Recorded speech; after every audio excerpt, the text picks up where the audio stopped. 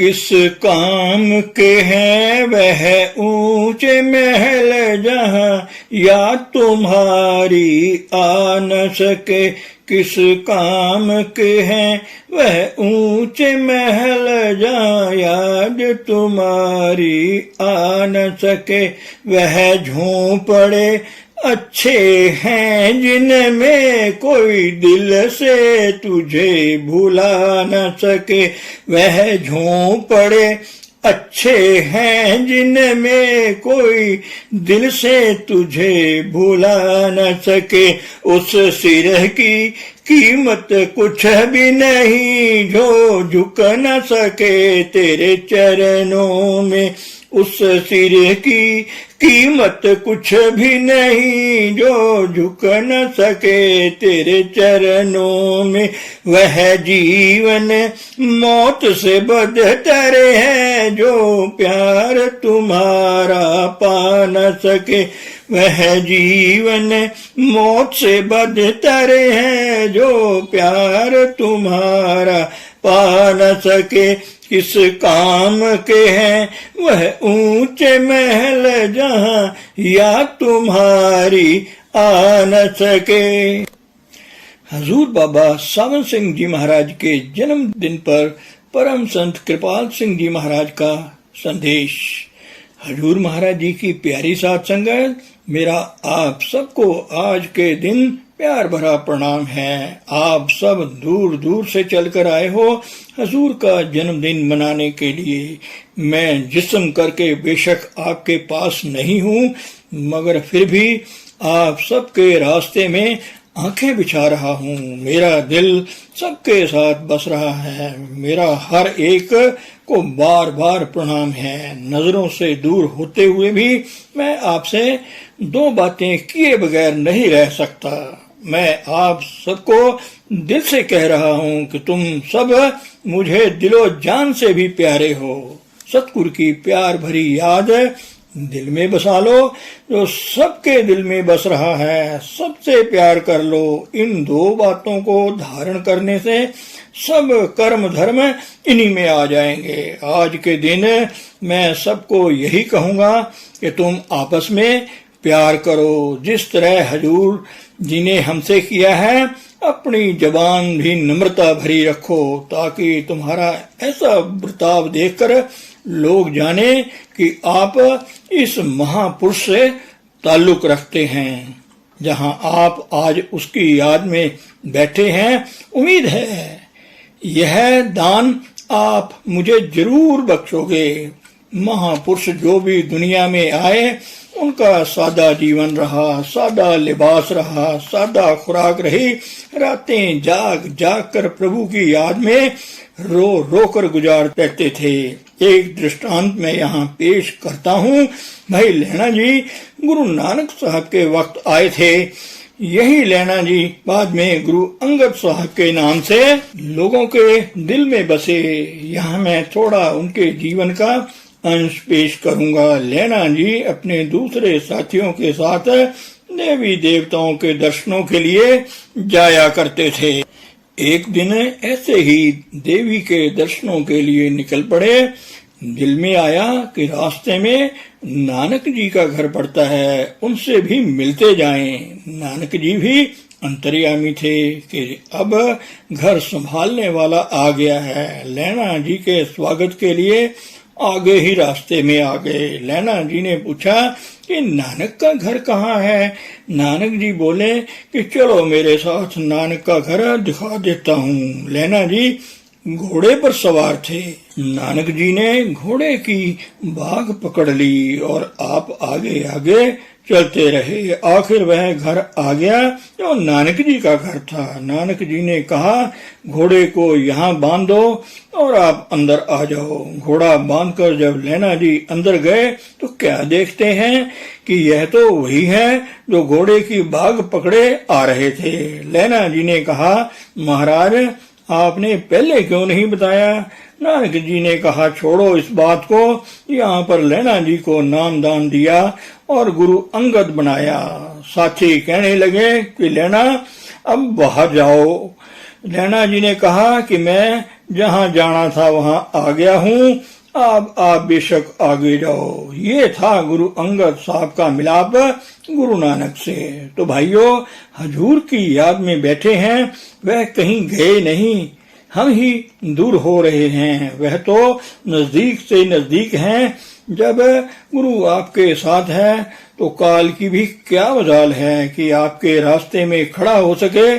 दरअसल हम गुरु को छोड़ देते हैं या भूल जाते हैं मुश्किल में। तो भाइयों, जरा संभल कर चलो, किसी भी हालत में गुरु का पल्ला ना छोड़ देना, वरना पछताओगे।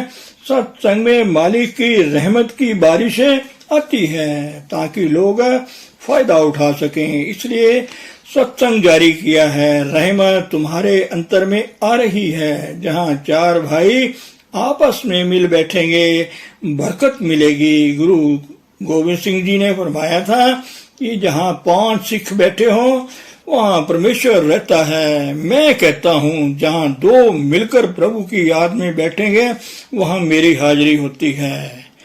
अनुभवी पुरुषों का सत्संग इसी मर्ज की दवा होती है। लोग पूछते हैं सत्संग में जाकर क्या करते हैं? अरे भाई, इसी मन का रोना रोते हैं। सत्संग मंडल में जाकर थोड़ी देर के लिए होश आती है, इसलिए सत्संग में जाते हैं। विषय वासना की सफाई होती है। अनुभवी पुरुष इसी काम के लिए आते हैं। दुनिया में मेहनत मुशक्कत उठाते हैं, लोगों से बुरा भला भी कहलवाते हैं। एक सत्संग सुन लो, उसे पल्ले बांधो, बस कल्याण हो जाएगी। सच्चा सुच्चा जीवन ना हो तो सच्चाई की भी परख नहीं होती लोगों को। पिछला जीवन कैसा भी हो, कहीं तो खड़े हो जाओ। अगर संतोष की मुद्रा धारण नहीं करते तो आगे नहीं जा सकते। यह डायरियां इसलिए दी गई हैं, रोज रोज जीवन की पड़ताल करो, मन को भी साफ रखो तो भजन भी बनेगा। जो कहा गया है कहना मानो, नहीं तो आप महापुरुषों का निरादर करते हो। देखो आप क्या बनना चाहते हो। प्रहलाद भक्त हुए हैं। हरनाकश उसके पिता थे। हरनाकश प्रभु को नहीं मानता था। वह चाहता था कि प्रहलाद मेरी पूजा करे, मगर प्रहलाद भगवान का हो चुका था। हरनाकश ने प्रहलाद को गर्म लोहे के थम के साथ लगाना चाहा। खंभा गर्म किया और लाल हो गया और प्रहलाद को उसके साथ लगने को कहा। प्रहलाद ने देखा कि लोहे के खंभे पर कीड़ी चल रही है। प्रहलाद को ढारस देने के लिए प्रभु ने बता दिया कि मैं यहाँ भी हूँ, कोई डरने की जरूरत नहीं है। जब वह देखता है तो डर किस बात का है। वह प्रभु किस पर दया करता है जो दुखी है और उसके अंदर से पुकार उठती है। प्रभु जो अंदर बैठा है वह सुनता है। ऐसा गुरु मिलता ही कहाँ है। ऐसे महापुरुष जब लेटते हैं तो सूरज और चांद का सराहना बना लेते हैं और हजारों पैदाइशी अंधों को आंखें बख्श देते हैं अपनी रहमत से। जो उनके हुक्म के मुताबिक जीवन बना लेते हैं, उन्हें अपने जैसा बनाकर अपने आगोश में ले लेते हैं। हम चाहते हैं प्रभु हमारे अंतर में प्रकट हो जाए, मगर अंदर गंदगी भरी पड़ी है। कुत्ता भी गंदगी पर नहीं बैठता। आप कैसे उम्मीद करते हो कि गलाजत अंदर भरी हो और प्रभु अंदर प्रकट हो जाए? भाई मुश्किल है। अगर आप सत्संगी बन गए हो तो मैं आपके पांव धोने को तैयार हूँ। प्रभु तो तलाश कर रहा है कि कोई हृदय पवित्र हो जिसमें मेरी जगह है और दुनिया निकल गई है।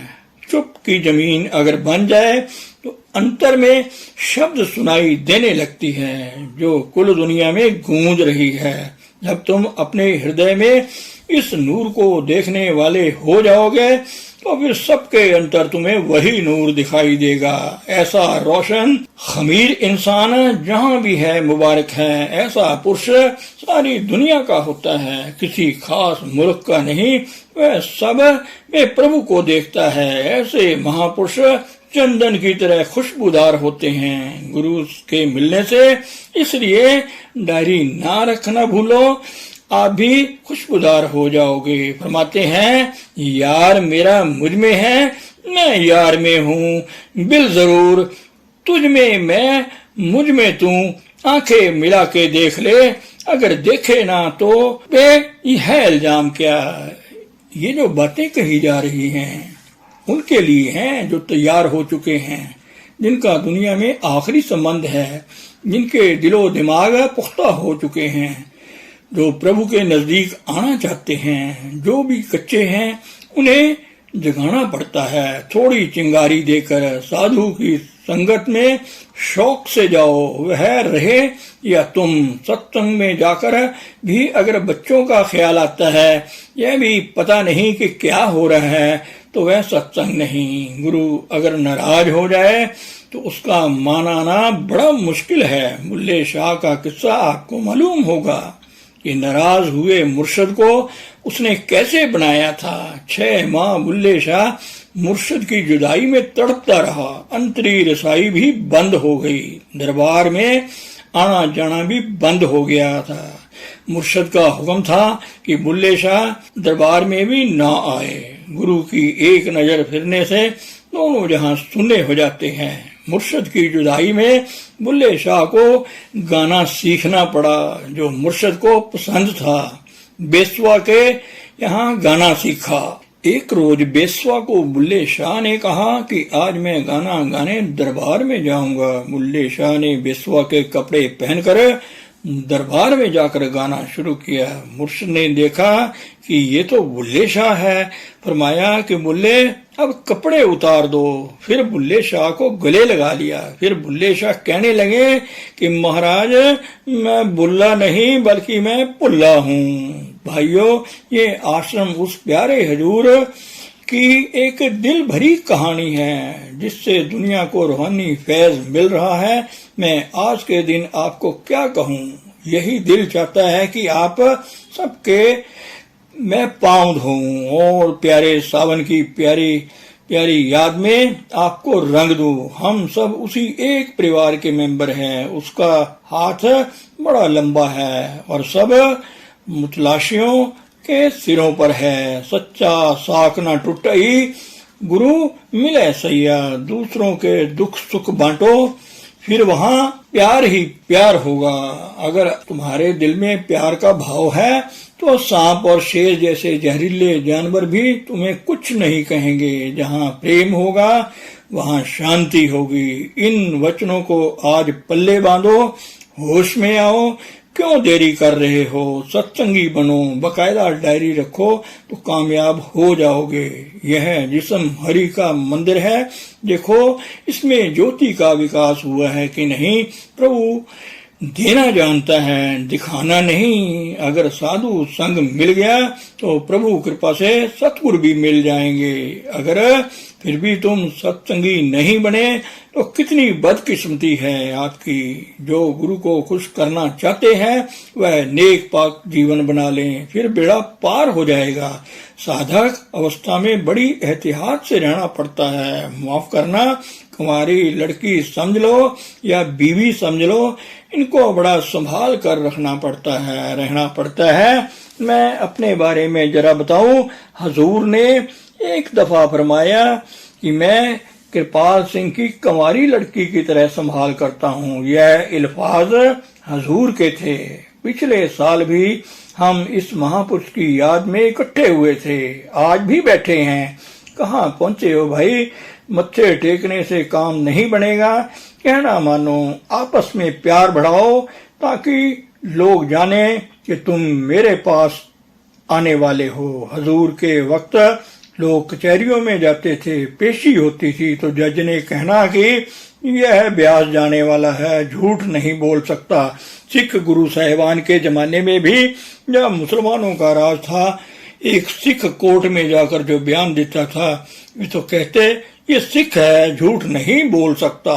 भाई आप देखो कहाँ खड़े हो, तुम्हारा जीवन बताए कि तुम कहाँ जाने वाले हो।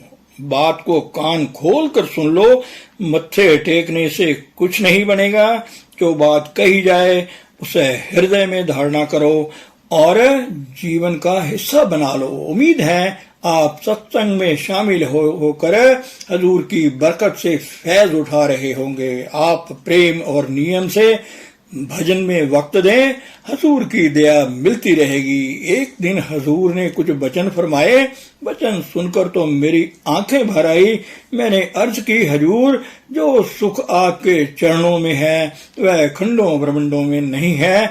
हजूर ने मुझे दिलासा दिया और फरमाया, आधी रात थी कि कृपाल सिंह सूरज चढ़ा हुआ है, क्या जलंधर वाले देख सकते हैं? मैंने अर्ज की, हजूर सूरज चढ़ा हुआ है, जलंधर वाले तो क्या इंग्लैंड अमेरिका वाले भी देख सकते हैं। अंदरूनी मंजिल पर जाकर कई दफा ऐसी राज की बातें हजूर मुझे समझाया करते थे।